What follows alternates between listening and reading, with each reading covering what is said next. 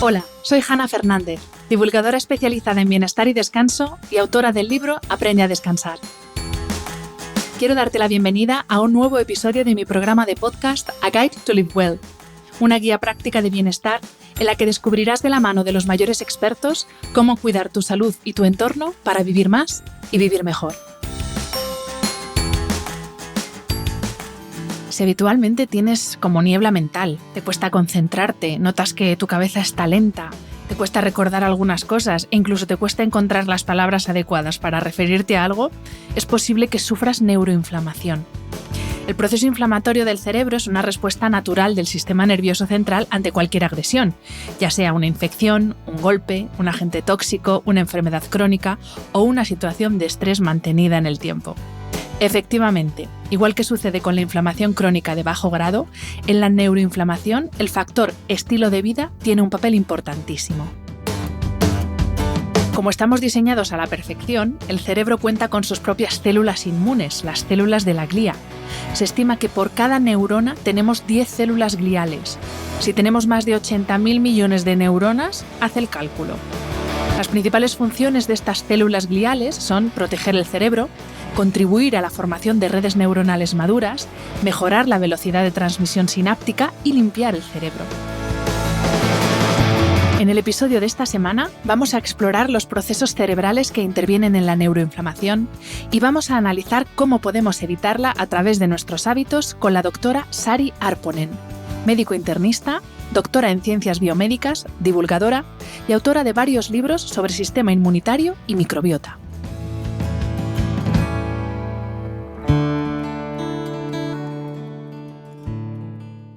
My dad works in B2B marketing. He came by my school for career day and said he was a big ROAS man. Then he told everyone how much he loved calculating his return on ad spend. My friends still laugh at me to this day. Not everyone gets B2B, but with LinkedIn, you'll be able to reach people who do. Get a $100 credit on your next ad campaign. Go to linkedin.com/campaign to claim your credit. That's linkedin.com/campaign. Terms and conditions apply. LinkedIn, the place to be, to be.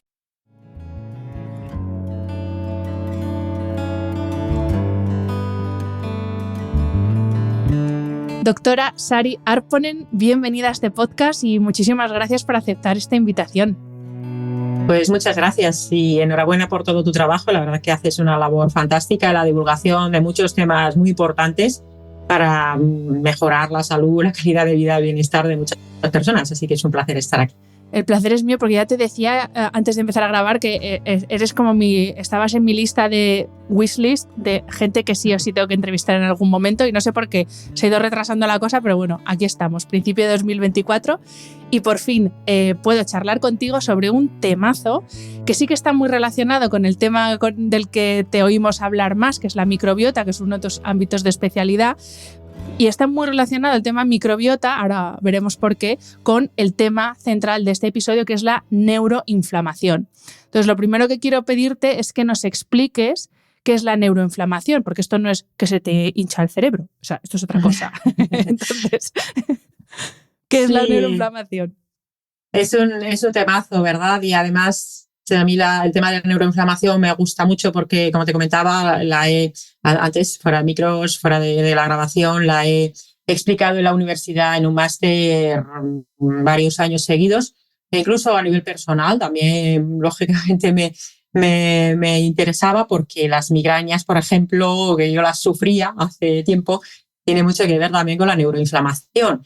Y es verdad que uno oye neuroinflamación y es como, wow, qué miedo, ¿no? Suena como algo peligroso y es verdad que la neuroinflamación de la que vamos a hablar es fundamentalmente una neuroinflamación crónica de bajo grado, pero para entender bien qué es, pensemos en que la inflamación como proceso, si tiene lugar es por algo, ¿no? La inflamación como proceso agudo al final es un proceso biológico donde eso nos inflama una parte del cuerpo porque el sistema inmunitario va a hacer algo bueno por nosotros. Es decir, no es que de repente tengamos una inflamación para hacernos una faena. Pensemos que si tenemos una herida, para curar esa herida, necesitamos que haya una inflamación en la zona de la herida. Si nos hacemos, pues no sé, quien nos ha hecho un esguince alguna vez o una lesión en el aparato locomotor, tiene que haber una inflamación para reparar también esa lesión.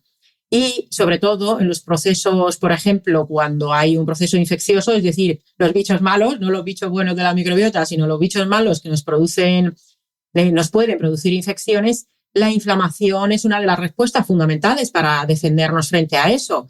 Y luego también frente a otras cosas, el sistema inmunitario lo intenta, por ejemplo, defendernos frente a los tóxicos de la vida moderna en un sentido muy amplio. Pero claro, ahí ya pues el sistema inmunitario dice, voy a inflamar porque aquí me vienen xenobióticos, disruptores, estrés, contaminación. Y ahí la inflamación se pone en marcha, lo que pasa es que, claro, el pobrísimo sistema inmunitario eso no lo puede solucionar. Con lo cual, ¿qué sentido tiene que se produzca una inflamación o una neuroinflamación? Es decir, una inflamación en el cerebro, en el sistema nervioso central, a fin de cuentas. Y fíjate, hace años se pensaba que no había sistema inmunitario en el cerebro. Luego se descubrió que sí, que luego lo podemos comentar un poco, ¿no? Que de hecho hay unas células, están las neuronas, que todo el mundo sabe que las neuronas son con las que pensamos, ahí está la memoria, ahí está todo lo que hace el cerebro en sí, ¿no? Pero claro, las neuronas necesitan una serie de células que le echen una mano a hacer todo aquello que ellas no pueden hacer. ¿Y qué células son? Son las células que se llaman de la glía. Las células de la glía son la microglía, que son las células del sistema inmunitario en el cerebro. Si las viéramos, tienen así como forma de estrella y como con unas prolongaciones. Y esas células son las que pueden hincharse, coger como una forma de ameba y están detectando, están barriendo incluso los alrededores de donde están para ver si hayan entrado, por ejemplo, bichos o toxinas, para limpiar aquello. O también para limpiar restos de la actividad neuronal que haya que sacar de ahí, ¿no? Esto pasa sobre todo por la noche, por eso, bueno, lo hablaremos, es tan importante el sueño para el cerebro, ¿no? Pero también hay otras células, están los astrocitos, estos son como los chicos para todo, hacen funciones de mantenimiento de las neuronas, también les dan alimento, participan en procesos junto a la microglía de lo que son de poda sináptica, por ejemplo, cuando hay que reordenar los circuitos, etcétera. Luego están los oligodendrocitos, estos son los que hacen la vaina de mielina, hacen más cosas, ¿vale? O sea, al final todas tienen más funciones. Y luego están las células ependimarias, que estas participan mucho de lo que tiene que ver con la gestión del líquido cefalorraquídeo, porque tenemos ese líquido circulando dentro del cerebro, ¿verdad? Y también de allí pueden salir nuevas neuronas, ¿no? Que resumidas cuentas, ¿qué es lo que sucede en la neuroinflamación? Que esa microglía, esos soldaditos del sistema inmunitario que están en el cerebro, vigilan y dicen, a ver, ¿quién quiere atacarme a las neuronas? Y yo estoy aquí y la voy a defender. Y si entran, pues eso, sobre todo microorganismos patógenos, pero también si hay, imagínate, un traumatismo craneoencefálico, un golpe, una lesión en el cerebro, al final eso también hay que repararlo. Pues ahí también la microglía tiene una función importante, ¿no? Entonces, a fin de cuentas, de lo que se trata es de, bueno, pues mantener esas neuronas sanitas, vigilar, permitir esa reparación de lesiones. Y estos serían los aspectos positivos de la neuroinflamación. También son importantes los procesos neuroinflamatorios de bajo grado para la memoria, para el aprendizaje y en general mantener un buen estado del cerebro, ¿no? Entonces, Sari, para que nos quede clara la idea, digamos que esta microglía serían como el servicio de limpieza, ¿no?, del cerebro, y cuando que es necesario y que, bueno, todos producimos sustancias tóxicas o sustancias que hay que eliminar fruto de la actividad neuronal y de también esos tóxicos que nos llegan, y cuando ese sistema de limpieza no puede hacer frente a toda esa avalancha de cosas que tiene que limpiar, entonces es cuando se produce esa neuroinflamación. ¿Es así? Bueno, podríamos distinguir entre una neuroinflamación aguda que tiene, o aguda, que puede ser más o menos intensa, que tiene mucho sentido para estas funciones de reparación, para estas funciones de protegernos de los bichos, y luego podríamos distinguir la neuroinflamación muy intensa, por un lado, aguda y muy intensa. Imagínate una meningitis.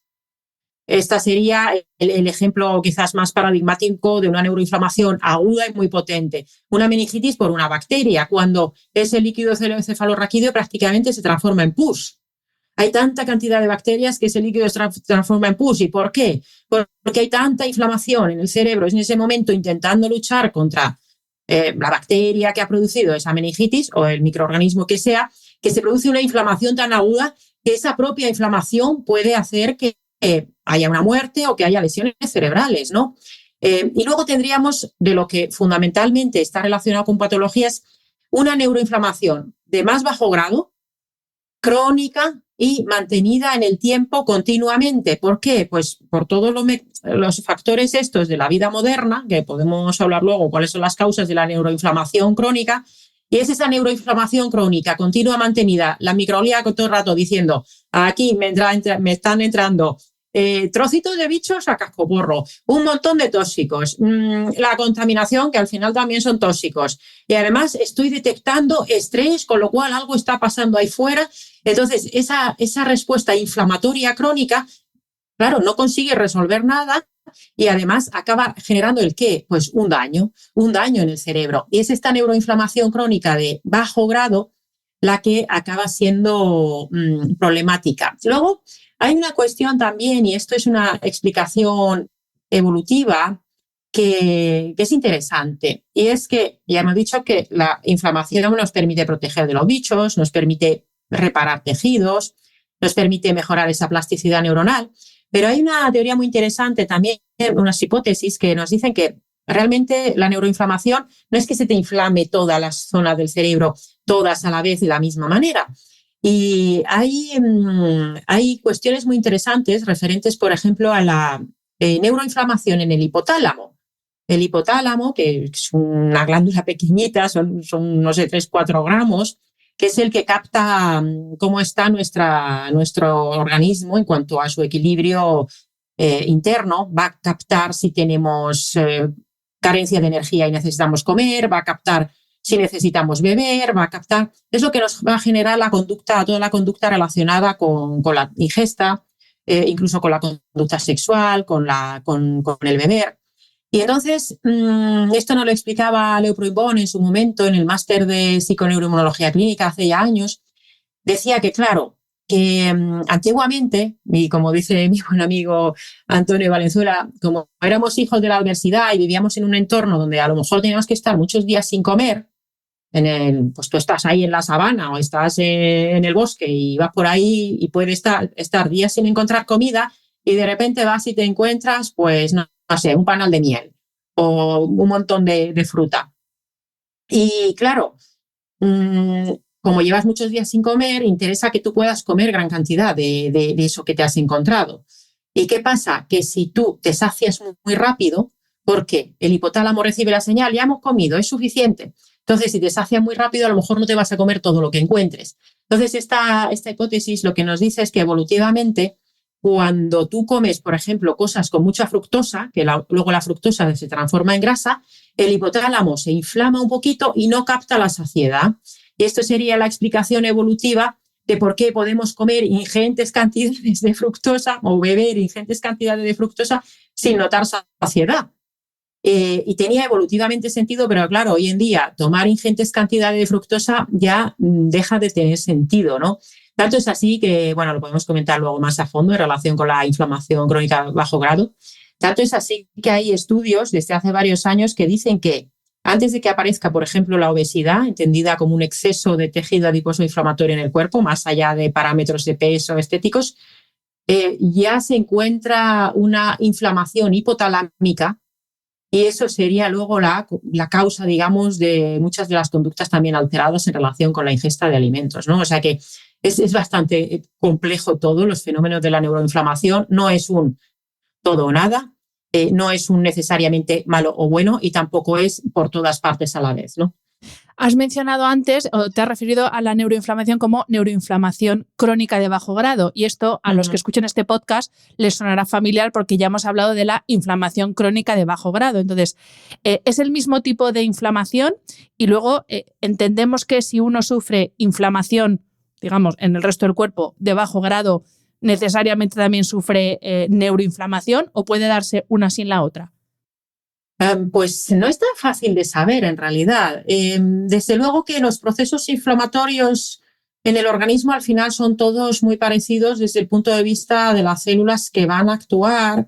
Es verdad que en el cerebro es fundamentalmente la microglía, no deberíamos tener neutrófilos danzando por ahí. En general, lo que sí que va a ser es la señalización. Al final la señalización se hace con moléculas de señalización, es decir, con sustancias que fabrica esa microglía, también con sustancias fabricadas, porque los astrocitos también tienen un papel en la neuroinflamación, y al final esas sustancias van a ser siempre muy parecidas independientemente del lugar del cerebro. Es verdad que en el cerebro fundamentalmente van a ser la interleuquina 1, es una de las sustancias, la interleuquina 6 también, factor de necrosis tumoral alfa, al final, interferón gamma. Al final da igual los nombres. Las sustancias que vamos a encontrar activadas o aumentadas en una situación de neuroinflamación en el cerebro van a ser las mismas prácticamente que en el resto del cuerpo cuando hay una inflamación de bajo grado. ¿Qué sucede? ¿Podemos decir que siempre que hay una inflamación crónica de bajo grado va a haber una neuroinflamación? O viceversa, siempre que hay una neuroinflamación va a haber una inflamación crónica de bajo grado. Hay una revisión relativamente reciente sobre esta cuestión de cómo desde la periferia, o sea, desde todo lo que no es el cerebro, desde el resto del cuerpo, cómo esa inflamación en otros órganos acaba llegando al cerebro. Y ahí lo que sí que se dice es que sí que en general cuando hay una inflamación periférica se va a producir o va a haber asociada una inflamación también en el cerebro. Claro, pero podríamos preguntar, ¿el hecho de que aparezcan a la vez quiere decir que primero se empezó la inflamación en la periferia o empezó primero en el cerebro? ¿Qué viene primero? Bueno, lo del huevo y la gallina, hay quien dice que primero vino el huevo porque había animales antes de la gallina que tenían huevos, ¿no? Pero en realidad en el cuerpo saber qué empieza primero es muy difícil. Pensemos que casi ningún proceso en el cuerpo empieza por una única causa. Es decir, si alguien empieza con, vamos a decir, SIBO, el sobrecrecimiento bacteriano en el intestino delgado, que se puso de moda el verano pasado y quizás a la gente le suene. Pensar en que hay una única causa para ese SIBO es muy reduccionista. Habrá muchas causas, ¿no? Entonces pensemos que es, por ejemplo, una persona que tiene una alimentación a base de ultraprocesados, pero que además resulta que sale a las 7 de la mañana de casa para trabajar todo el día y llega a las 8, que tiene un trabajo sedentario, que no hace actividad física, que duerme poco y mal, que está muy estresada porque la hipoteca le ha subido muchísimo, como tiene menos dinero ha alterado la cesta de la compra y come cada vez peor además, que tiene un déficit de magnesio, que no se expone al sol y tiene déficit de sol, que vive en la ciudad con contaminantes, entonces, y que aparte de esto, pues no sé, pasa una gastroenteritis. Y entonces hace el SIBO. O tiene un Helicobacter, le dan antibióticos y hace el SIBO. Y dices, sí, tuvo un desencadenante, que fue esa gastroenteritis o que le dieron antibióticos. Pero ¿sobre qué terreno pasó todo aquello, no? Entonces, en la neuroinflamación y la inflamación crónica de bajo grado pasa un poco lo mismo. Como hay una neuroinflamación, esto hace que se altere la señalización al resto del cuerpo, al sistema inmunitario, porque hay una estrecha relación entre el sistema inmunitario y cerebro, y se señaliza desde un cerebro sometido a muchos estresores crónicamente y al final acaba generando esa inflamación a nivel periférico, por ejemplo, por esa resistencia a la insulina por una conducta alterada, o como tienes esa conducta alterada, después genera la neuroinflamación. Al final son vías bidireccionales y a mí al final como médico clínico es verdad que me resulta fascinante el estudio de estas cuestiones, pero desde el punto de vista de qué se puede hacer para mejorar a la persona, tampoco muchas veces me importa tanto qué es lo que empezó primero y pasa así en muchas cosas, ¿no? Y luego la otra cuestión es que no tenemos buenas herramientas en la práctica clínica habitual. O sea, si a mí me viene mañana o la paciente que vi el otro día, me viene a la consulta y yo sospecho que tiene una neuroinflamación, lo voy a sospechar fundamentalmente por la historia clínica o por los síntomas que me cuenta. Pero no es que yo le vaya a hacer una prueba para ver si su cerebro está inflamado, porque desde luego los análisis de sangre, muchas veces no me lo van a decir, desde luego los convencionales no. No le voy a hacer una punción lumbar para sacarle el líquido cefalorraquídeo y medir las citoquinas ahí.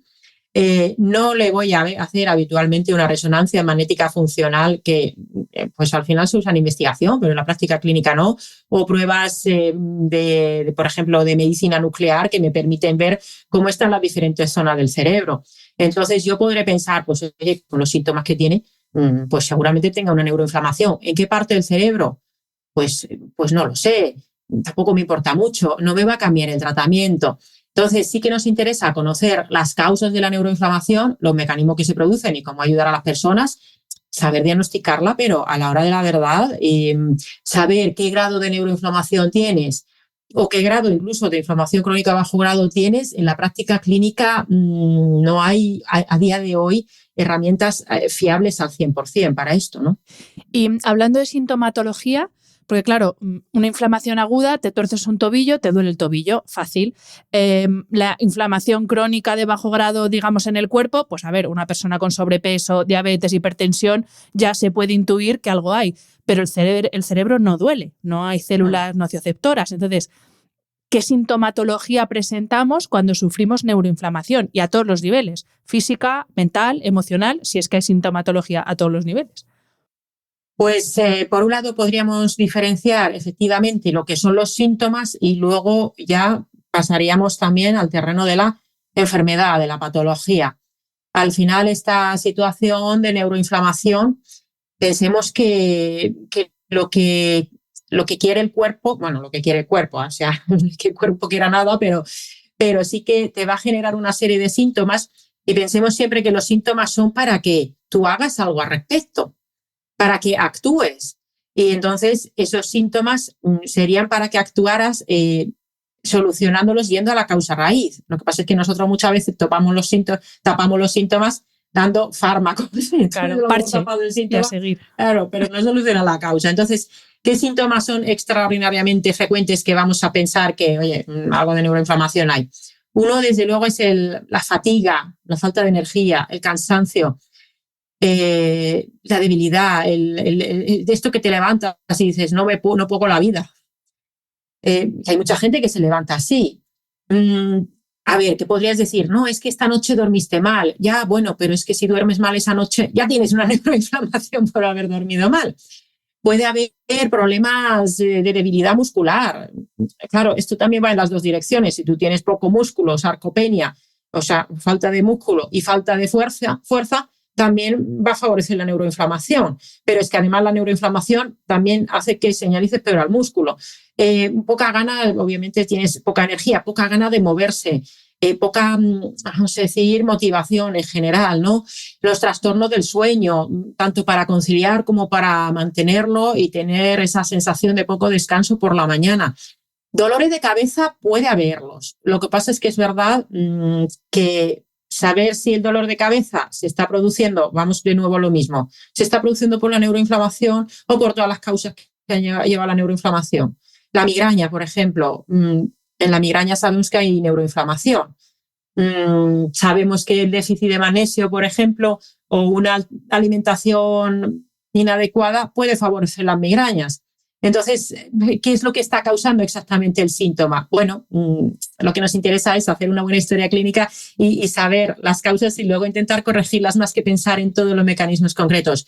Y desde luego, todo lo que es síntomas cognitivos, es decir, falta de concentración, problemas de memoria, gente que dice, es que estoy empanado, es que la niebla mental, que suelen decir las personas, es que no consigo centrarme como antes.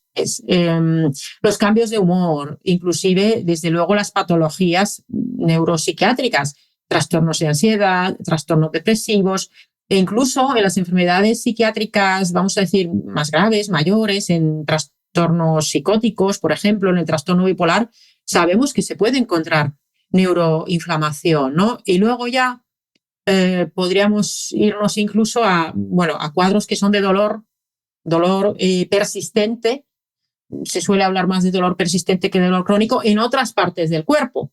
La fibromialgia quizás sea una de las situaciones que la verdad es que es una pena el manejo que se hace muchas veces de la fibromialgia porque sabemos que hay una neuroinflamación y hay una cosa que se llama nociplasticidad, es decir, que el cerebro ha aprendido a tener dolor.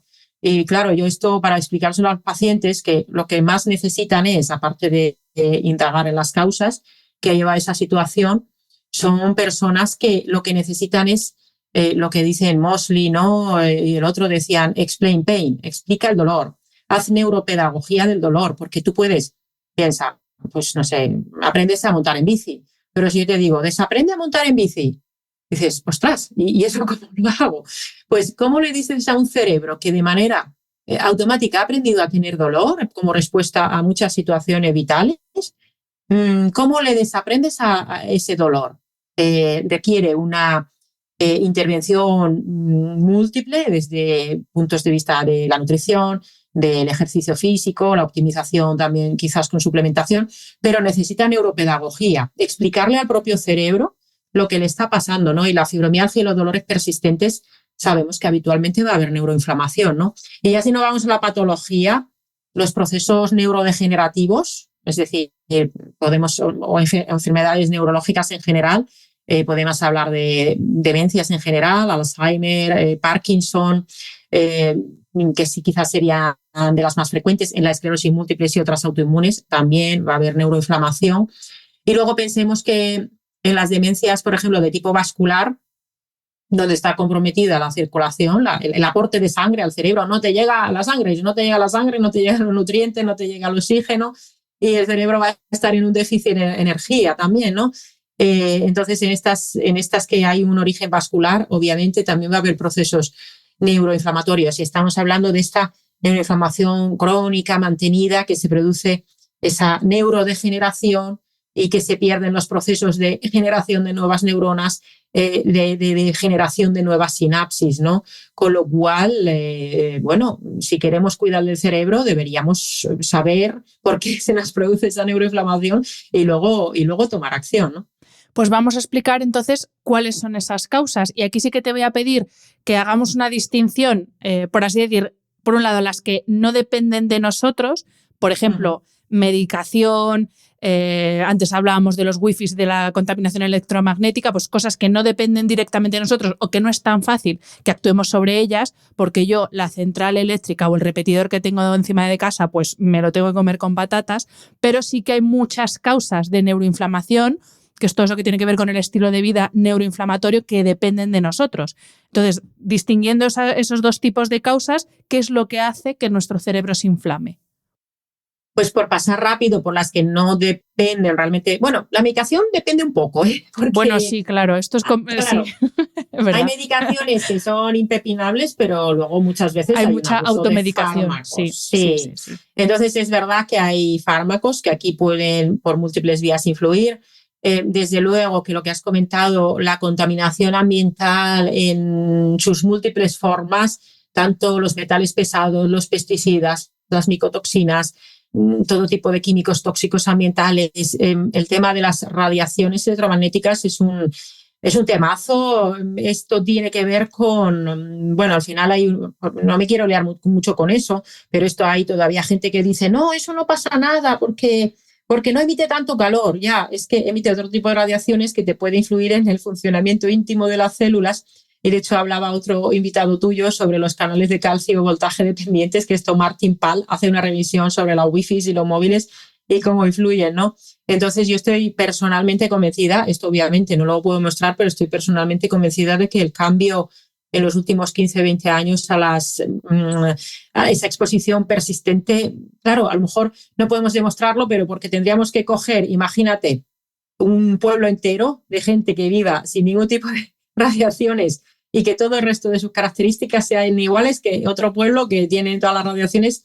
Y claro, no podemos hacer este experimento y más a largo, ¿no? Bueno, pero sí que es factible, Sari. Lo que pasa es que aquí entramos, claro, en una industria potentísima como es la de las telecomunicaciones, pero igual que se han estudiado pues lo de las zonas azules, por ejemplo, o se han estudiado a poblaciones indígenas para ver cómo el estilo de vida más tradicional es más beneficioso. O sea, que poderse se podría hacer, lo que pasa es que esto es como luchar contra un gigante. Sí, sería muy complicado y al final es verdad que en el tema de las radiaciones no vamos a poder huir de ellas y esto tiene que ver con una cosa en la que sí que podemos influir y es evitar el efecto nocebo también, ¿no? Que luego podemos comentar. Y luego están los disruptores endocrinos, que también entran dentro de los tóxicos y que también parcialmente podemos huir de ellos, pero por otro lado no. Decían hace poco que todas las semanas nos comemos una tarjeta de crédito de microplásticos. Bueno, y otras sustancias. Con lo cual, sobre esta parte ambiental, conocerás a Nicolás Olea, no sé si lo he entrevistado, sí. Lo has entrevistado, ¿verdad? Sí. Ya. Pues él, cuando lo escuché en persona una vez, claro, lo escuchas y te entra así como la angustia y dices, madre mía, ¿cómo escapamos de esto? Y él dice, pues es que no te angusties, porque total, lo que no puedes cambiar, acéptalo y intenta hacer muy bien lo que sí que podemos, en lo que sí que podemos influir. Entonces, bueno, había un factor genético también, ¿vale? Porque, por ejemplo, esto de la neuroinflamación del hipotálamo que comentábamos, que te puede alterar los mecanismos de la saciedad, se ha visto que hay personas genéticamente más predispuestas a tener esta neuroinflamación, al igual que cualquier otra inflamación aberrante. Entonces, la parte genética se está empezando a conocer, pero no podemos influir en los genes en sí en su expresión. ¿Cómo? Pues por el estilo de vida y aquello que sí que depende más de nosotros, ¿no? ¿Qué es lo que más va a influir? Por mencionarlos todos, pues la alimentación, desde luego, por múltiples vías, tanto por aquello que nos hace daño, consumido en exceso, ultraprocesados, todo tipo de, bueno, el exceso de fructosa, desde luego, los azúcares refinados, las grasas trans, y aquello que nos falta, los micronutrientes o el suficiente alimento para la microbiota. Pero también, desde luego, el sedentarismo. Vivimos en una sociedad muy, muy sedentaria y esto, el problema que hay es que como tenemos trabajos estar mucho rato sentados, hacer ejercicio, por supuesto que es bueno, pero hacer ejercicio, aunque lo hagas todos los días, no te va a compensar del todo el sedentarismo, las 8 o 10 horas que vas a estar sentado, más las horas de ocio digital, etcétera. Y por eso los sitting breaks, esos snacks de movimiento serían muy importantes, ¿no? Luego el estrés crónico.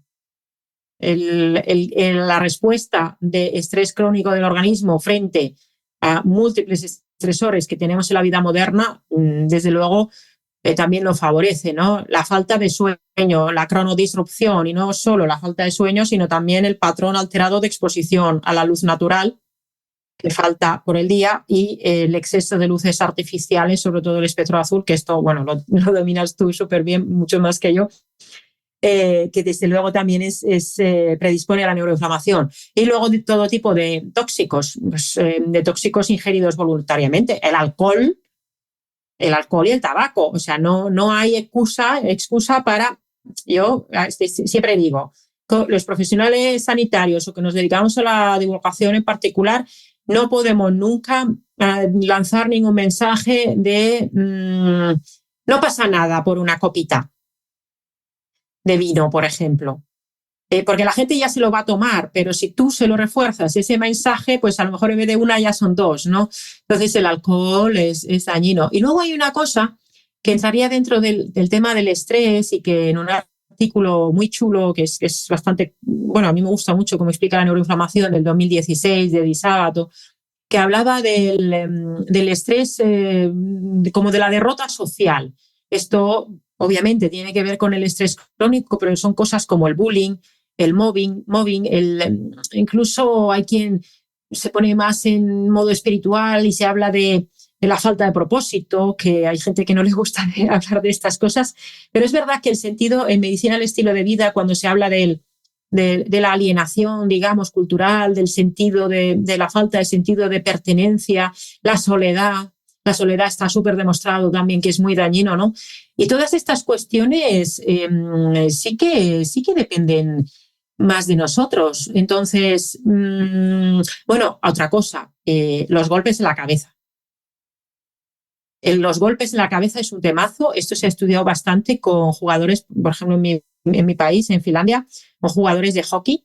Luego también se estudia con jugadores de rugby. En el boxeo está comprobadísimo. Los golpes repetidos en la cabeza, aunque sean de baja intensidad, pero esos golpes repetidos y, por supuesto, un traumatismo cráneoencefálico un poco más intenso de una sola vez, también pueden ser muy problemáticos. Y yo, desde luego, el boxeo sin golpes en la cabeza, bueno, pues yo entiendo que hay gente que le gusta, pero absolutamente, no sé, no quiero entrar a temas de prohibiciones ni nada, pero el boxeo como tal, de sí, que a menos que seas boxeador profesional y sea tu medio de vida y no tengan, y ya está, el resto que no es necesario. ¿No? Bueno, pero se quedan hechos polvo luego los pobres. Sí, bueno, pero como todos los atletas de élite, es verdad que en este caso, como es directamente a la cabeza, es todavía más heavy, pero todos los atletas de élite realmente es un maltrato al que someten su organismo, sí. Que perfectamente y maravilla el deporte de élite, pero mira cómo están todos. Mira Rafa Nadal, o sea, mira cómo están todos a los 35 o 40 años. Sí. Porque es un estrés al que someten a su organismo brutal.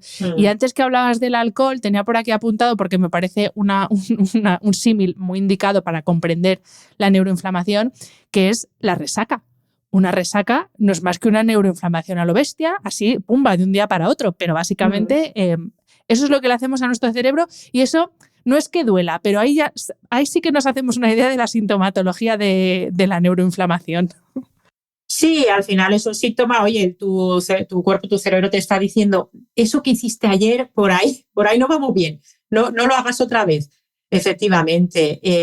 Y bueno, en realidad cuando pasamos, fíjate, durante el COVID, ¿no? Que hubo mucha gente que tuvo dolores de cabeza muy intensos y se decía, sí, es que el COVID se va al cerebro. A ver, es verdad que puede llegar al cerebro, pero es que no es algo nuevo de este virus en concreto. La gripe te puede hacer exactamente lo mismo. Y hay otros muchos virus y microorganismos que sin provocarte una meningitis o fragmentos de microorganismos que te vienen de la microbiota, porque esto sería como una vía indirecta. Si todas estas cuestiones de estilo de vida son inadecuadas, también vas a tener una disbiosis, una alteración de la microbiota en la boca, en el intestino. Y lo de la boca, por ejemplo, a veces ves los titulares que dicen una bacteria de la boca causa Alzheimer. Y dices, a ver, esto se lleva publicando desde hace años y no es que sea la causa única, pero es verdad que la salud oral, el tener enfermedad periodontal o gingivitis al cerebro le va fatal y el tener una disbiosis intestinal también. Entonces, claro, sobre esto también podemos influir, pero al final lo que hablábamos sobre las causas, la medicina, el cuerpo humano es un organismo, es un superorganismo, es un sistema complejo, muy complejo, donde las causalidades son múltiples. Y, por ejemplo, si a veces a mí me preguntan, ¿y qué es más importante, la dieta o el ejercicio físico? Y aquí siempre recuerdo, pues Marcos Vázquez lo cuenta con el taburete muy bien, ¿no? O cuando hablamos de una cadena, de un eslabón, tu pata más débil o el eslabón más débil de una cadena, lo que peor cuidas es lo que más daño te está haciendo. Y tanto es así que, por ejemplo, con la alimentación, que es súper importante y no niego esa importancia, hay gente que quiere hacerla tan bien, tan obsesivamente bien, que el propio estrés de querer hacer esa alimentación tan perfecta les acaba perjudicando más que el beneficio si hicieran las cosas, pues no sé, un 90% de bien, porque querer hacerlo. Esto me lo decía en un evento, una persona vino, se me acercó, me dijo, es que a mí lo que me pasa, que de tanto leer y de tanto escuchar, pues quiero hacerlo todo bien y no puedo, no me da la vida. Y entonces me estreso y estoy peor. Digo, ya, sí, es verdad, nos pasa a muchos, ¿no? Entonces hay que intentar, pues ley de Pareto, hacer las cosas al 80, 90% de bien. Y oye, aquello que no depende de nosotros, por eso decía lo del efecto nocebo. Si tú crees que algo te va a hacer daño, sí, créeme que te hará daño. Más daño que el daño en sí, como con las radiaciones. Pues nos hacen daño, pues probablemente. ¿La podemos cambiar? Pues en lo que podamos hagámoslo. En lo que no podamos vamos a intentar no estresarnos de más porque si no al final podemos tener más problemas, ¿no? Es difícil encontrar equilibrio, ¿eh? Hombre, ya te digo, yo sufro muchas veces parálisis por análisis porque tengo tanta información en mi cabeza, siempre lo digo, yo con el tema de la alimentación, en una semana puedo pasar de ser vegana a ser keto, pero en cuestión de 5 días, porque según lo que leas, y además que hay fuentes de mucho rigor en polos completamente opuestos, entonces efectivamente, si tienes mucha información, al final dices, madre mía, pues nada. Ya, pues eso, como yo, del veganismo al keto en una semana. Antes has hablado, como decía al principio, uno de tus temas más, o sea, de los que más hablas o por los que más te conoce también por tus libros, es la microbiota. Entendemos que una microbiota que no está sana es pues una bandera, o sea, un billete directo, a la neuroinflamación. Pero te quería preguntar por otro sistema protector que no es lo mismo que la microbiota, no es que lo esté asimilando a la microbiota, pero para que entendamos que en el cerebro también tenemos como un sistema protector, que es la barrera hematoencefálica, que digamos como que filtra, ¿no? Lo que es perjudicial para el cerebro, no deja que pase. Pero claro, la pregunta es, ¿esta barrera hematoencefálica también puede sufrir hiperpermeabilidad, igual que la microbiota intestinal, cuando hay inflamación y cuando tenemos este estilo de vida que nos has descrito antes, o no tiene nada que ver, o ese funcionamiento es diferente? Sí, a ver, desde luego, pero entramos de nuevo en la dificultad de cómo medirlo, ¿no? Porque luego muchas veces la idea que se tiene de la barrera hematoencefálica, el cómo es exactamente, muchas veces se habla de lo que es la unidad neurovascular, ¿no? Que sería, ahí están en estrecha relación, por un lado, tanto lo que es, hay diferentes tipos de estructuras en esa barrera, ¿no? Y están, por un lado, lo que son las prolongaciones de esos astrocitos que comentábamos, también está ahí la microglía vigilando y hacen como una especie de capa alrededor de esa pequeña capilar que está ahí, ¿no? De ese pequeño vaso que está allí. Y entonces, ¿qué pasa? Que lógicamente, eso es una barrera para que no pasen cosas que no deben pasar en condiciones normales. ¿Y qué es lo que tiene que permitir pasar? Por supuesto, el oxígeno, el dióxido de carbono, la glucosa, diversos aminoácidos para fabricar luego muchos neurotransmisores. Por ejemplo, cuando se habla de, ya sabes, lo típico que se dice, la serotonina se fabrica en el 90% del intestino y cuida tu intestino porque es la hormona de felicidad. Vale, sí, pero es que la serotonina, por ejemplo, no atraviesa la barrera hematoencefálica.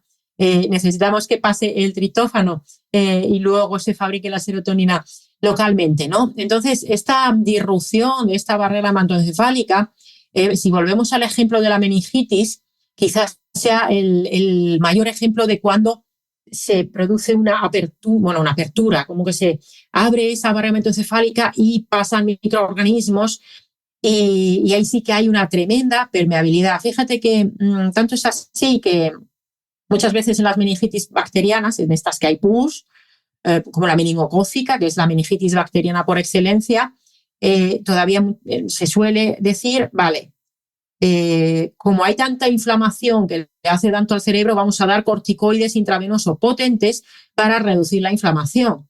Y esto, la última revisión, de la Cochrane, que es una base de datos de medicina basada en la evidencia, decían que dar esos corticoides a la vez que el antibiótico, o justo empezando con el antibiótico, ¿no? O muy poquito antes, permite que haya menos lesiones cerebrales, menos hipoacusia, aunque la mortalidad, por lo menos en adultos, parecía que no la bajaba. Y curiosamente, estos efectos se conseguían solo en los países ricos, pero en los países de ingresos bajos no. O sea que ahí también el contexto importa de la misma intervención. ¿Y qué es lo que pasa con los corticoides? Que los corticoides, como reducen la inflamación, también cierran, o sea, hacen que se cierre un poquito más esa barrera hematoencefálica y hay que tener mucho cuidado en qué momento los das porque a lo mejor ya no penetra tan bien el antibiótico, ¿no? De hecho, se han hecho estudios para ver cómo abrir la barrera hematoencefálica con unos ultrasonidos, creo que era, para conseguir que penetren ciertos fármacos esa barrera, ¿no? Entonces, ¿va a estar abierta esa barrera igual que se habla de la permeabilidad intestinal en situaciones? Bueno, hay estudios experimentales, lógicamente, esto se hace en animalitos habitualmente, ¿no? Y los traumatismos, por ejemplo, craneoencefálicos, pueden hacer una mayor permeabilidad y podrían pasar sustancias que no deberían. Esa inflamación, tanto lisistémica como localizada, a más inflamación, más permeabilidad. En las enfermedades neurodegenerativas, en el estrés oxidativo, en la disfunción mitocondrial, todos esos tóxicos ambientales. Entonces sí que se habla de esa disrupción de la barrera hematoencefálica, pero también te digo, ¿yo eso lo puedo diagnosticar en clínica con una prueba que me lo demuestre? No.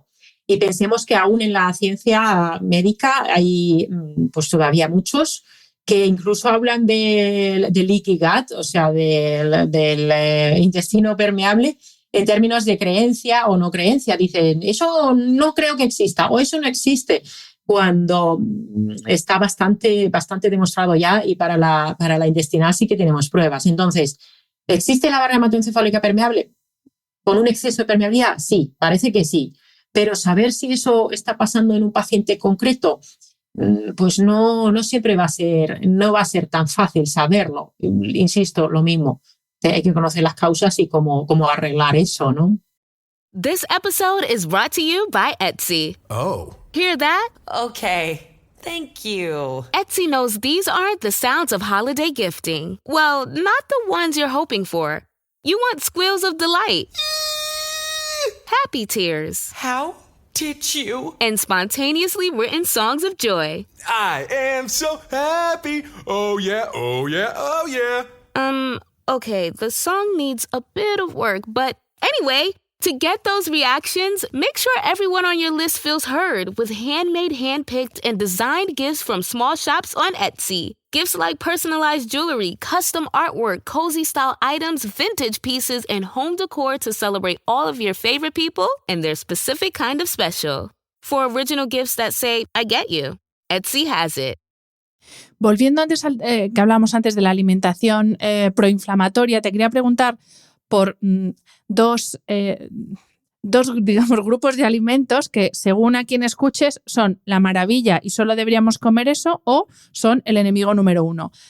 Uno es la carne roja y otro es el gluten, que están como en los dos extremos de el gluten más asociado a dietas, las plant-based famosas, que lo que dicen es no, hay que reducir cuanto más mejor el consumo de producto de origen animal, y especialmente la carne roja. Y yo honestamente es que con estas dos, es que no sé cómo llamarlos, pero bueno, sí, con esta proteína y con la carne roja es algo que no sé para dónde tirar, porque lo que digo, según lo que leas, y encima hay organismos internacionales, sobre todo con el tema de la carne roja, que te dicen directamente que es cancerígena, que vamos, que no hay que comer vacas. Entonces, ¿realmente qué dice la ciencia? La ciencia... La ciencia está confundida también. Sí, bueno, a ver, hacer ciencia con la nutrición es harto difícil, porque al final comemos una matriz alimentaria y muchos de estos estudios son estudios observacionales que se basan en que le dan a la gente unas encuestas, y entonces los rellenan sobre lo que comen. En estas encuestas la fiabilidad de las respuestas pues no siempre es la adecuada. En el momento en el que observas a alguien, por el hecho de observarla y que ese saber ser observado va a cambiar la conducta. Luego entran en juego factores genéticos, porque desde la nutrigenómica a la nutrigenética quizás las respuestas que tengamos a diferentes alimentos tampoco sea la misma. Influye, por ejemplo, la microbiota. Entonces, realmente el gluten es el mal número uno que, por ejemplo, hay libros en esto, es el cerebro de pan, ¿no? Por ejemplo, es un libro paradigmático de esto. Bien,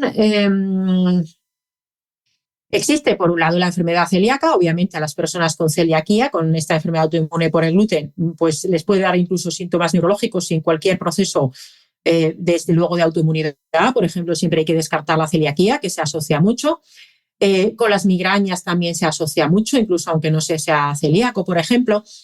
Está la sensibilidad al gluten no celíaca, que es un cajón desastre que muchas veces es difícil terminar de distinguir dónde está ahí el problema.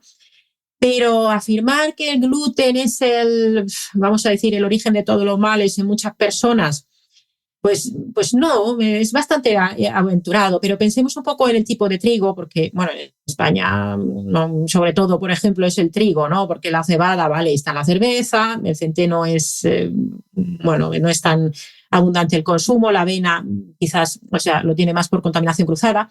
Entonces, claro, si tú comes un alimento como es el trigo 5 veces al día, todos los días, y tienes, por ejemplo, pues una microbiota inadecuada, y además no haces bien la digestión de ese gluten también por esa microbiota, y además es un trigo que no es un pan, por ejemplo, de masa madre, o son unas galletas ultraprocesadas, pues probablemente ese gluten pueda llegar a un momento en el que efectivamente te aumente excesivamente la permeabilidad intestinal, como nos dice Fasano, por la vía de la zonulina. O sea que directamente te aumenta continuamente la permeabilidad intestinal. ¿Te va a producir patología?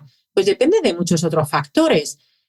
Por ejemplo, el doctor Coimbra, que es el neurólogo brasileño que habla de utilizar la vitamina D en altas dosis, por ejemplo, en patologías autoinmunes, él dice que si tú tienes la vitamina D súper chachi, muy alta, que el gluten nunca te va a hacer daño. Hombre, pues si eres celíaco, sí. Entonces, en personas que no son celíacas, que no tienen sensibilidad gluteno-celíaca, que no tienen ningún tipo de enfermedad, porque se coman de vez en cuando un buen pan de masa madre del pueblo con un trigo de buena calidad, pues no le va a dar un problema. Ahora, si comes productos ultraprocesados industriales 5 veces al día, todos los días, y tienes una predisposición genética a tener problemas, que la de la celiaquía la tiene el 30-40% de la población, pues va a ser problemática. Entonces depende mucho de la persona. Yo sí que reconozco que, claro, yo tengo un sesgo. Yo cuando veo pacientes les descarto la celiaquía, muchos lo son, y si no la tienen, si sospecho sensibilidad gluteno-celíaca, les acabo quitando el gluten, y es muy raro el paciente que no mejore, pero claro, no le quito solo el gluten, le recomiendo un ajuste global, ¿no? Tú ves a los abuelos, por ejemplo, en Castilla y León o en Galicia, en los pueblos, llevan toda la vida comiéndose su trozo de pan y, oye, ahí están trabajando en la huerta, ¿no? Luego, ojo, hay un artículo muy interesante de un grupo español, creo que era, o por lo menos uno de los autores, que veían que por la nitrogenación de los terrenos, la cantidad de gliadina que hay en el trigo cada vez va aumentando también. Y es verdad que no digerimos bien esa proteína.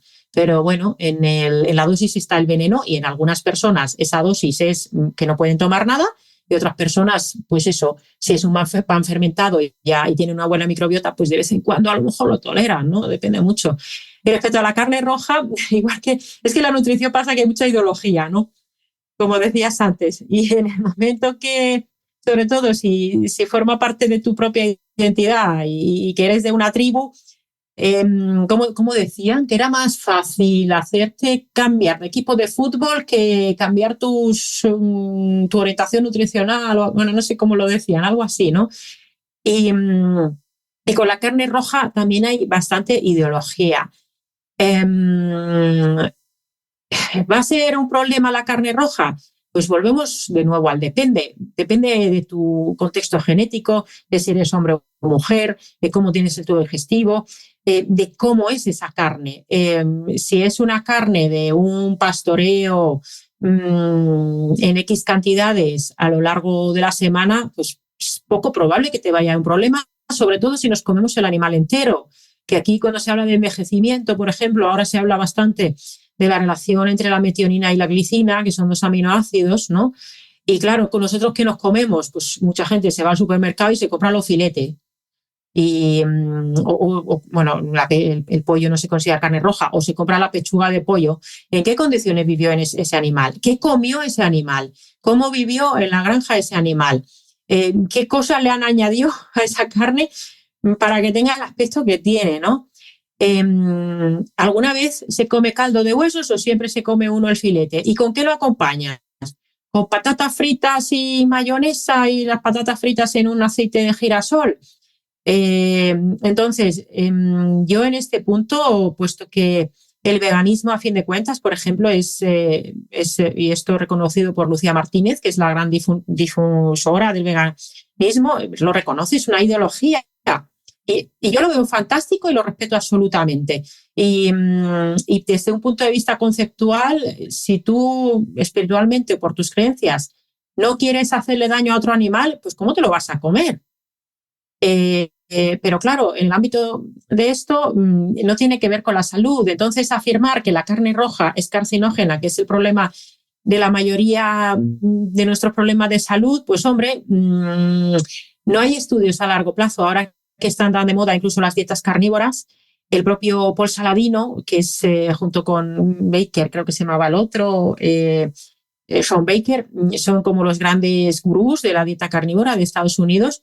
Pues oye, Paul Saladino dijo, oye, pues he tenido que empezar a comer algo de fruta porque no iba bien, ¿no? Entonces, los grandes defensores de las dietas carnívoras dicen que es la alimentación ancestral, que la carne es el alimento más antiinflamatorio.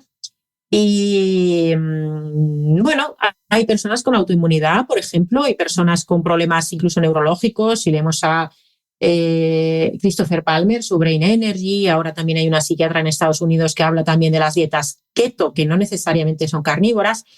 Y depende de cada persona. ¿Sería sostenible que todos de repente comiéramos una dieta carnívora? Tampoco lo creo. ¿Es necesario para la gente? Pues evolutivamente no tiene sentido. Si tú vas por ahí en esa época de la adversidad y, vale, pues has cazado un conejo un día, pero también te encuentras unas bayas y unas setas, vas a decir, no, ya vaya, si las setas no me las como porque la dieta ancestral es comerme el conejo y el mamut. Evolutivamente, nuestra microbiota lo que quiere es diversidad, y esa diversidad incluye todo. El ser humano se ha adaptado muy bien a comer de todo y puede comer de todo, ¿no? Y luego que ahí falta añadir un factor de eso, de nuestra época ancestral, y es que antes no tenías desayuno, media mañana, comida, merienda y cena. Es que antes lo mismo te pasabas 2 días sin comer, entonces ahí entra un factor extra que es el ayuno, que claro, lo cambia todo, porque no es lo mismo todos los días comerte un filete de ternera que comerte un día un filete, otro día una oreja, otro día un conejo, pero con 2 o 3 días entre medias. Entonces, evidentemente, claro, no, evolutivamente no es lo mismo. No, para nada. El exceso pensemos que siempre que comemos hacemos una pequeña inflamación a nivel intestinal, una mini inflamación a nivel hipotalámico. Bueno, al final, si comes muchas veces y además alto contenido de energía, alto contenido de fructosa, con falta de micronutrientes, oye, pues al final es... Pero en alimentación, en nutrición, al final, estos son un poco discusiones desde nuestra posición privilegiada de primer mundo y de las personas que en el primer mundo además podemos elegir, porque tal como se ha puesto la cesta de la compra, oye, lo que quiere una mamá, un papá con 3 hijos es darle de comer a sus hijos, y a lo mejor pues no puedes hacerle el bowl con el salmón salvaje y el aguacate y luego la quinoa y que al final los determinantes socioeconómicos de la salud aquí son fundamentales. Entonces, a mí personalmente la propuesta de la dieta pesco-mediterránea, que es un paper del Colegio Americano de Cardiología, de su revista de hace, creo que es del 2020 o 2021, que es una pirámide donde proponen agua como bebida, un ayuno nocturno de hasta 16 horas y en la base la verdura, el aceite de oliva, algo de fruta. Ponen como fuente preferente de proteína de origen animal pues todos los productos del mar, ¿no? Y la carne, pues no sé si sale o no sale o sale en la punta, ¿no? ¿Podemos estar muy bien sin comer carne roja? Podemos estar muy bien sin comer carne roja. ¿Podemos estar muy bien comiendo carne roja? Sí. Entonces también hay que distinguir entre salud individual y salud poblacional. Y sobre las cuestiones relacionadas con medio ambiente, yo he leído argumentos de los dos extremos. Y la verdad es que lo que sería una ganadería extensiva de pastoreo, de lo que que cada vez se practica menos, ese sería el deseable. Pero bueno, es un asunto complicado y además genera mucha controversia, ¿no? Yo ahí respeto absolutamente la libertad individual de cada persona para elegir lo que come. Como decíamos antes, igual es la industria alimentaria muy potente y ahí no siempre la información que recibimos atiende a nuestros intereses, sino que atiende a intereses, macrointereses económicos. Desde luego. Para terminar el tema alimentación, te quería preguntar, y lo has mencionado tú antes, ya no tanto por aquellos alimentos proinflamatorios, sino por la inflamación que nos puede provocar la deficiencia o el déficit de determinados minerales, vitaminas, etc. Entonces te quiero preguntar concretamente por 3. Magnesio, vitamina D y los omega 3. Y ahí esa distinción omega 3, omega 6. Pero bueno, empezamos por el magnesio y cómo es de determinante el déficit de magnesio, que creo que es bastante habitual, igual que el de vitamina D en la población española, y cómo afecta eso a nuestra neuroinflamación. Sí, desde luego el tema del magnesio, y en esto hay estudios interesantes. En España mismo el estudio ANIVES, creo que es el 2003, bueno, tiene algún año, 2013, 14, veían cómo era la ingesta de micronutrientes, de diversos micronutrientes en la población general y luego segregado por edades. Y se veía que, teniendo en cuenta las recomendaciones oficiales de ingesta, que las recomendaciones oficiales de ingesta son bajas para lo que necesita mucha gente, pues el 80% de las personas no llegaba a ingerir el 80% de magnesio necesario. Esto teniendo en cuenta que hay personas que necesitan más magnesio. Y sabemos que el déficit de magnesio a nivel de neuroinflamación es sumamente dañino por muchos mecanismos. Uno puede ser la disfunción mitocondrial y la energía cerebral, porque para que el ATP, que es la moneda de intercambio energético del organismo, funcione, necesita magnesio. Para que las mitocondrias también funcionen bien, necesitan magnesio. Además de 600 reacciones enzimáticas y la reparación del ADN, muchísimas otras funciones, ¿no? Entonces, desde luego, el déficit de magnesio, hay mucha gente que tiene trastornos del sueño. Bueno, los trastornos del sueño son múltiples, hay que hacer un buen historial clínico y ver qué le pasa a esa persona.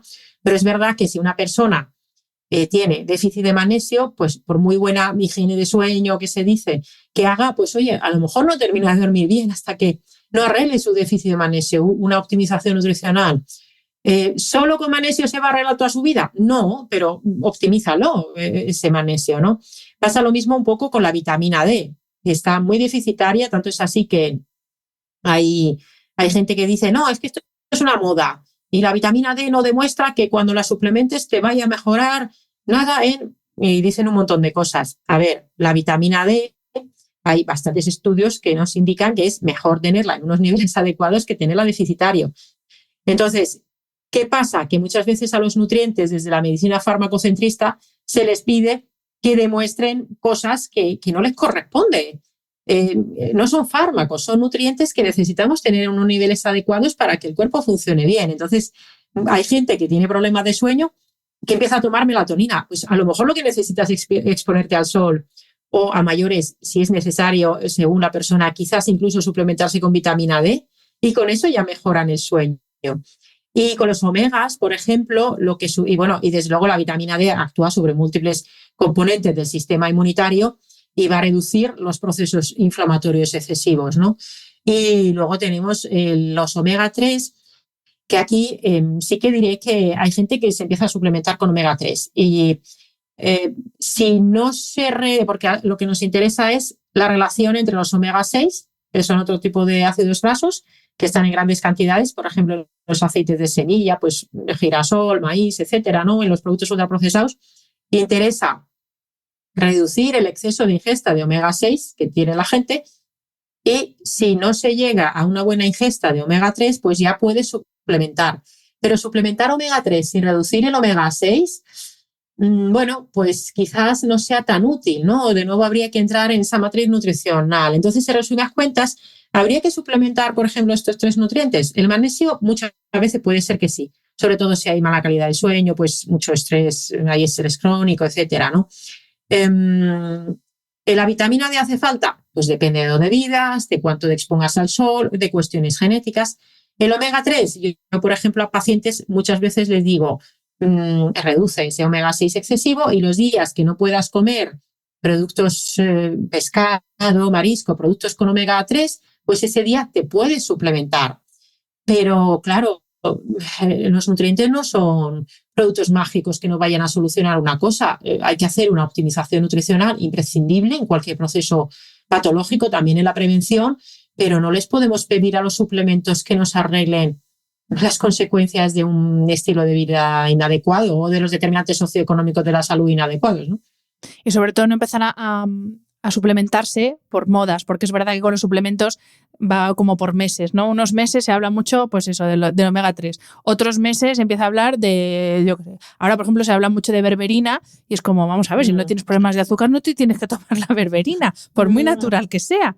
Es que es como... No, porque además la berberina, claro, aquí entrarían en cuestión procesos que tienen que ver con procesos de crecimiento en el organismo y procesos de descomposición, o sea, estar más en catabolismo, en anabolismo. Por ejemplo, una persona que quiera hacer crecer su masa muscular si continuamente está tomando berberina, pues a lo mejor tiene problemas para hacer crecer esa masa muscular. Yo la suplementación en general, bueno, la autosuplementación no soy demasiado fan, quizás en dosis adecuadas, pues bueno, uno lo puede probar, pero más que nada porque a lo mejor necesitas una cosa y empiezas a tomar por moda otro y quizás necesitas otra, ¿no? Es verdad que luego para neuroinflamación hay muchas plantas y muchas cosas interesantes, por ejemplo la creatina o la melena de león pueden ser particularmente interesantes, pero ¿es eso lo que más necesitas? Tampoco se trata de el pobre, ¿cómo se llama este hombre que falleció el año pasado? Sánchez Dragó, que estaba muy bien para su edad. Este tomaba, no sé si 80 o 100 suplementos. Y Brian Johnson... Bueno, te iba a decir, pues eso es poco comparado con Brian Johnson. El de Blueprint, que el hombre hace mogollón de cosas, pues oye, la gente normal... Depende de tu contexto. Yo reconozco que me suplemento y que me gusta probar cosas para, bueno, pero yo me conozco, me lo he estudiado, pero en general yo le diría a la gente que, bueno, pues si tienen para amortizar el dinero, que vayan a un profesional que esté actualizado en la optimización nutricional y que le diga, bueno, desde su libertad que se tome lo que quiera. Pero pensemos que las sustancias al final pueden tener interacciones, contraindicaciones, y no porque, por ejemplo, hace poco revisaba, ¿cómo se llama esto? La Garcinia gamboya, que ahora se llama Gumiguta, que está súper de moda también porque dicen, quemagrasa es natural. Oye, pues es que lo estuve revisando y había casos reportados de hepatotoxicidad.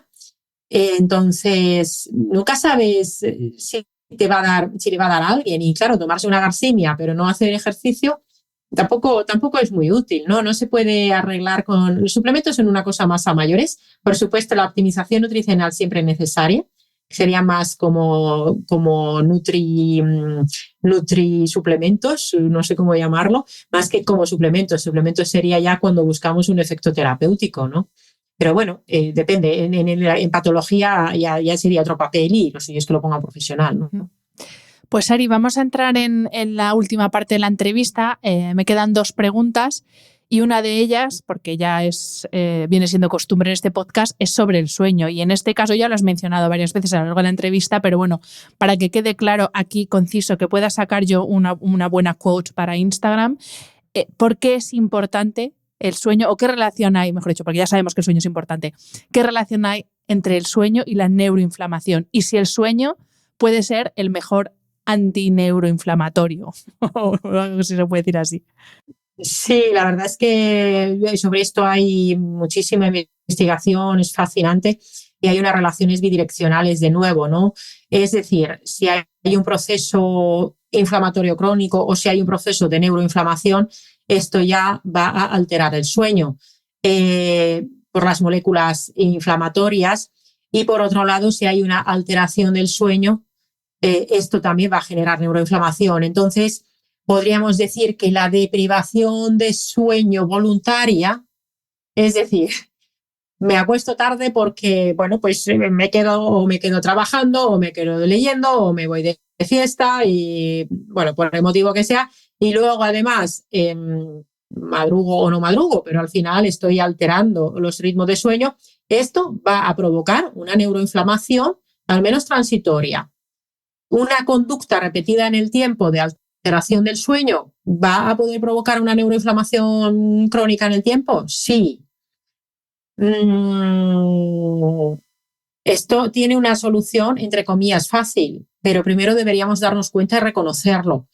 Esto yo cuando tuve la fortuna de entrevistar a Javier Álvarez, ¿verdad? Sí, él lo cuenta, ¿no? Te lo sabes, cuando dice... Es que, claro, él se pensaba que con 7 horas, creo que decía, le llegaba y luego se dio cuenta de que no, que necesitaba 8 horas o incluso más de sueño. Y aquí quizás nos engañamos un poco, ¿no? Sobre todo, bueno, pues dices, bueno, no pasa nada, con 7 horas voy bien. En España la última cifra que vi, eso te lo sabes mejor tú seguro, decían que se dormía de media 6,8 horas, ¿no? Esto tendría solución entre comillas fácil y es no, desde luego, no disminuir nuestras horas de sueño de forma voluntaria y de hecho somos el único animal que lo hace fuera de algunas conductas migratorias que bueno, pueden tener diferentes especies de animales, ¿no? Y bueno, sabemos que se producen fenómenos, o sea, el sistema inmunitario está más activo por la noche y se limpia el cerebro por la noche. Y dormir poco y mal no es lo mejor para nosotros. Pero al revés también, hay gente que dice, es que no duermo, no puedo dormir, me despierto, no concilio, me desvelo, no siento que esté descansando bien, y esto puede ser porque haya ya una neuroinflamación establecida. Pensemos en personas con fibromialgia, con síndrome de fatiga crónica, personas con dolor persistente de la causa que sea, personas ya con enfermedades autoinmunes. Sabemos que en todas estas situaciones hay cronodisrupción y que hay alteraciones del sueño por las relaciones que hay entre el cerebro y el sistema inmunitario. Y bueno, hay estudios muy chulos sobre qué tipo de moléculas actúan en la fase de estar despierto, en la fase del sueño, y qué pasa cuando se trastoca, ¿no? Desde luego, ¿qué fue? Una vez dijo que, no recuerdo quién, o sea, esto según a quién le preguntes, dices, ¿qué es lo más importante para cuidarte bien? Y esta persona me dijo, creo que fue Jorge Fernández, dijo, lo más importante, los ritmos. Pero claro, los ritmos en un sentido muy amplio. Y es posible que tenga mucha razón en eso, ¿no? En que cuando tú tienes poco descanso y tienes ya la neuroinflamación, vas a tomar peores decisiones para otras cosas. Cuando duermes, claro, yo que he hecho a lo largo de mi vida muchísimas guardias, o sea, no sé la cantidad de guardias que he hecho, o sea, tú te vas a trabajar por la mañana y estás a lo mejor 24 horas casi de seguir trabajando, a lo mejor echas una cabezadita de un par de horas si tienes suerte, y te levantas al día siguiente y muchas veces sigues trabajando o no sigues trabajando y te vas, el clásico del saliente de guardia, te vas de compras.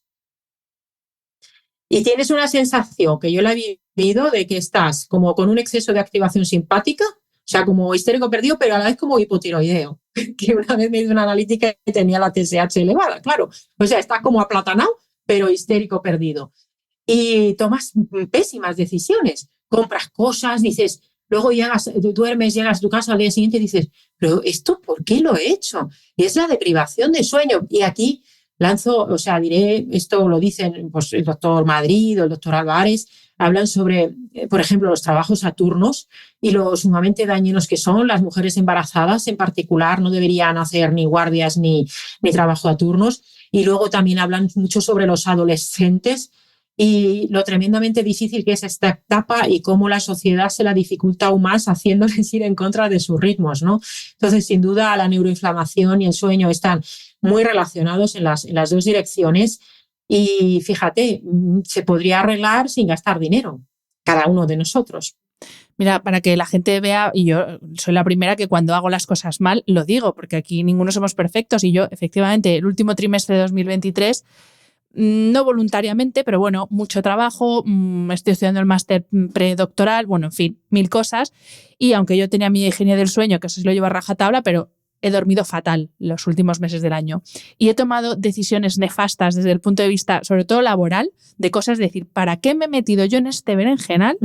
Y sé que esas decisiones tan nefastas han sido porque mi cabeza no estaba clara y no estaba bien como para tomar esas decisiones. Y precisamente también hablando de lo que comentas de las guardias y todos los trabajos a turnos, especialmente el personal sanitario, precisamente mi tesis va a ir sobre eso. Voy a estudiar cómo el efecto de la cronodisrupción en el personal sanitario influye en su rendimiento. Y claro, en su rendimiento no es el mismo problema que si influye en mi rendimiento.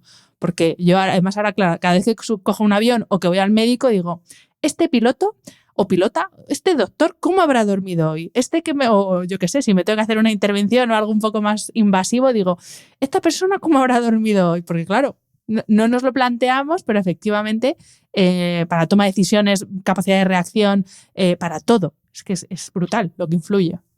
Bueno, y efectivamente toma de decisiones automáticas, por ejemplo, decidir qué vas a comer, porque te favorece resistencia a la insulina y tienes alterada la señalización del cortisol, solo con una noche mal dormida. Y a lo mejor, pues ese día, que no es que haya que estar a dieta continuamente, pero sí ir tomando buenas decisiones a lo largo de nuestra vida, de una forma sostenida en el tiempo. Efectivamente, eso que me cuentas me suena muchísimo porque además discutes más, estás más irascible.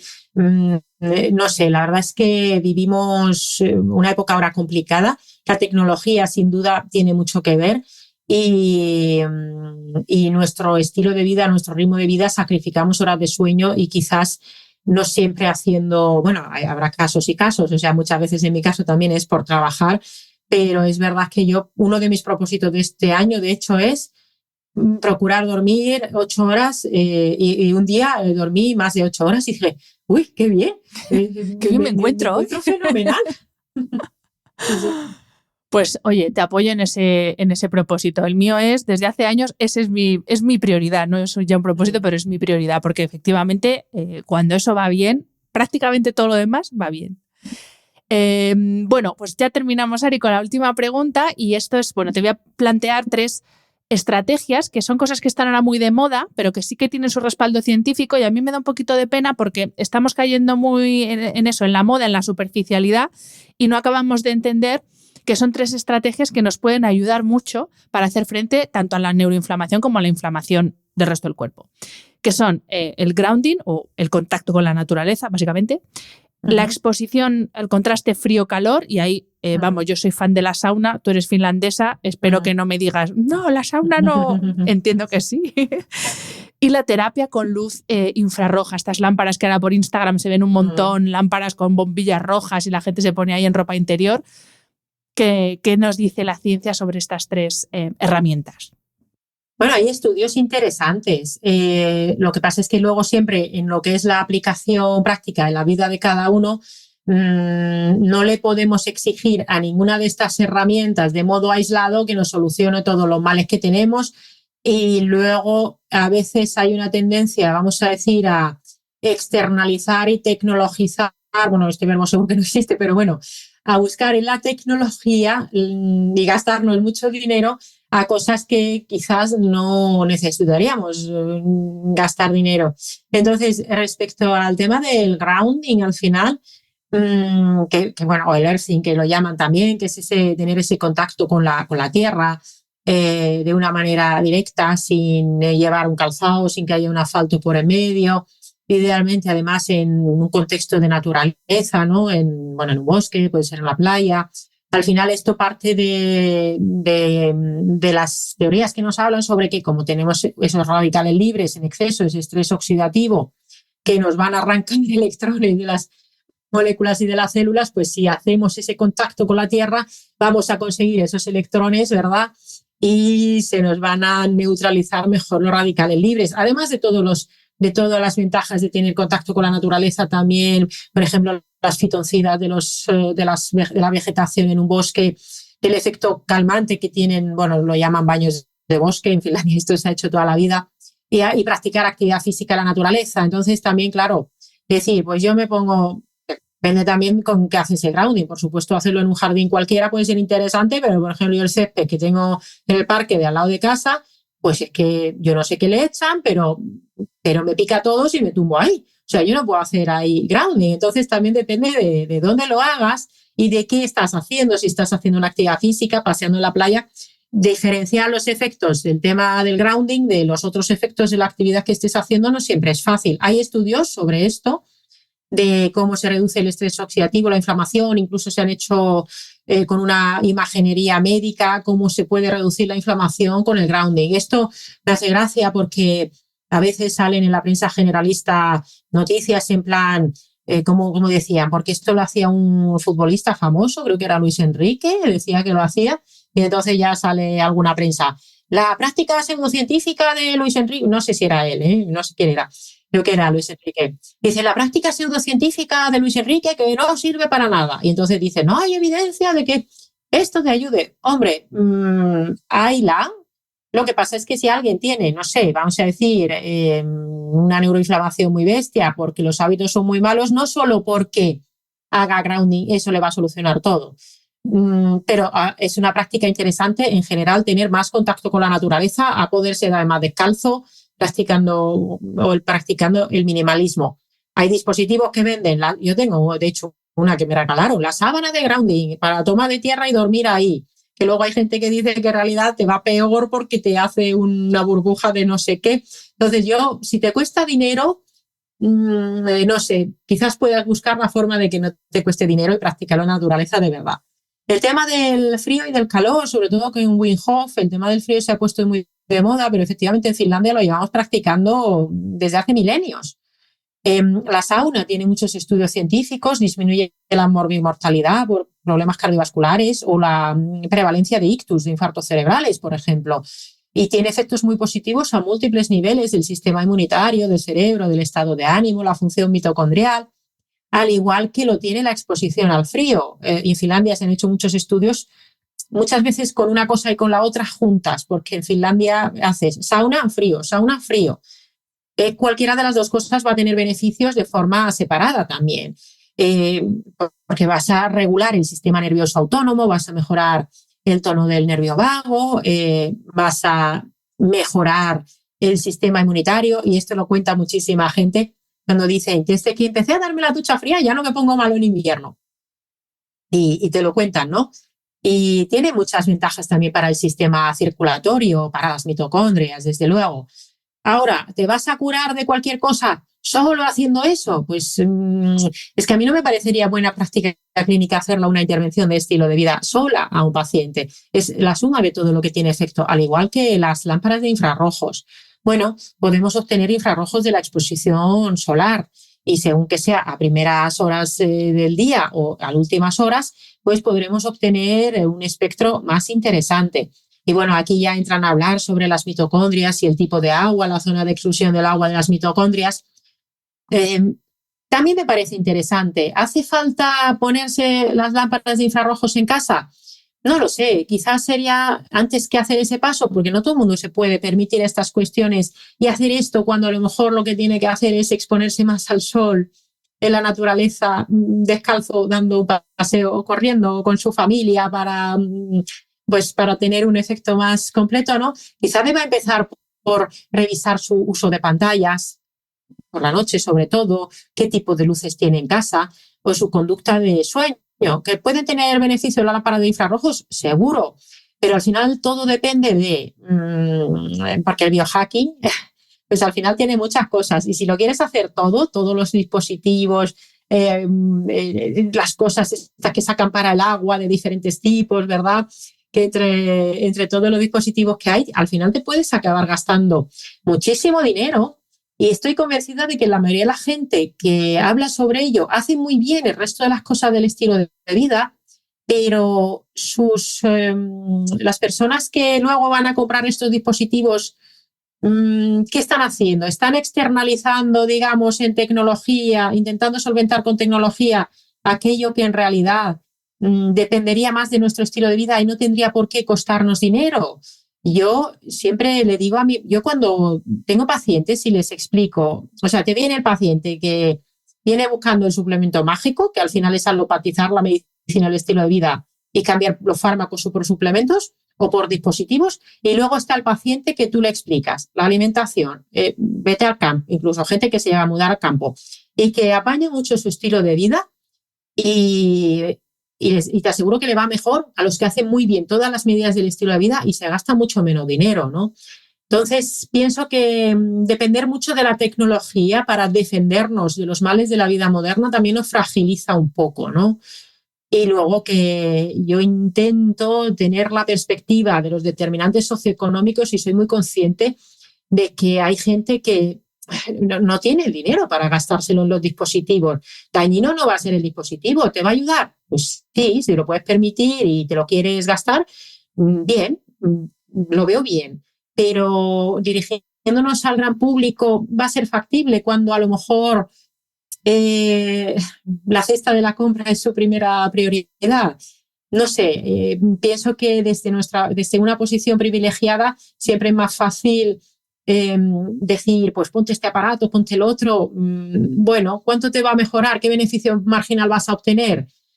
Pues hay que decir muy bien ese análisis para cada persona, porque claro, luego te dicen, no, es que lo estás haciendo mal porque no tienes las gafas de no sé qué y no tienes las luces. Bueno, pues lo estoy haciendo lo mejor que puedo en mi contexto. Y todo lo que es empoderar a la gente siempre me gusta más que el fragilizarles y hacerles pensar que van a enfermar porque no tengan X dispositivo, ¿no? Yo esto también, a propósito de lo que dices de las gafas, a veces buscamos, hacemos las cosas mal y buscamos una tecnología que como que nos ponga el parche, porque a mí esto de las gafas me pregunta mucha gente, oye, ¿has probado las gafas estas del filtro tal? No sé qué. Y digo, no, es que yo apago el móvil, no necesito estar a las 10, 11 de la noche viendo una pantalla, entonces no hay que buscar, y me encanta la frase que has dicho, si te va a costar dinero, busca una alternativa que seguro que la hay que no te va a costar dinero. Y es verdad, es como, primero haz las cosas bien y luego ya recurres a las gafas, a la lámpara, a la suplementación, a lo que sea, pero primero hay que hacer las cosas bien porque si no estamos, pues como decíamos al principio, poniendo parches. ¿Es así? Sí, al final, bueno, decía en latín, dice cui bono, ¿no? ¿Quién se beneficie de una recomendación? Yo es que no, yo no, quiero decir, si uno vende pues X dispositivo, que los hay fantásticos. Bueno, yo lo que más dinero me he gastado recientemente, que para mí es una inversión fantástica a mi salud, es que me he comprado una mesa elevable y llevo toda la entrevista de pie y digo, qué maravilla, ¿por qué no lo cogí antes? Entonces hay inversiones que no es un gasto en salud, es una inversión en salud. Hay inversiones muy interesantes, pero hay que empezar por oye, y a lo mejor la base es revisar las relaciones que tienes con otras personas o cómo estás llevando el trabajo, el burnout, que hablé con, no sé si lo conoces, a Carlos Zenalmor. No lo he entrevistado, pero lo conozco, sí. Sí, te lo recomiendo mucho porque el tema del burnout es un temazo y 30-40% de la población tiene burnout. Y oye, pues a lo mejor hay que empezar por solucionar la causa del burnout.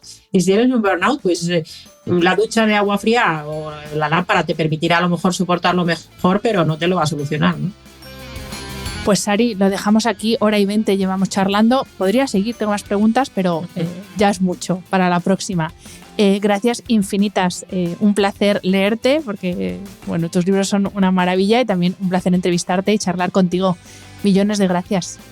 Pues muchísimas gracias y todo el mundo a moverse y a pasar más tiempo en la naturaleza y a dormir bien sobre todo. Eso, gracias. Gracias. Espero que hayas disfrutado del episodio. Este programa de podcast es independiente y en abierto gracias al apoyo económico de marcas que apuestan por mi trabajo y confían en mí para ayudarles a comunicar su mensaje. Los expertos que aceptan mi invitación a intervenir en este programa no tienen ningún tipo de vinculación con dichas marcas a menos que se especifique lo contrario. Y todo el contenido de mi podcast, página web y redes sociales que haya sido patrocinado irá acreditado como tal. Gracias por ayudarme a que este proyecto siga siendo viable e independiente visitando la web de mis anunciantes, dejando reseñas, comentarios y valoraciones en las distintas plataformas de reproducción y compartiendo mi contenido en tus redes sociales. Mil gracias por estar al otro lado. Nos escuchamos en el próximo episodio.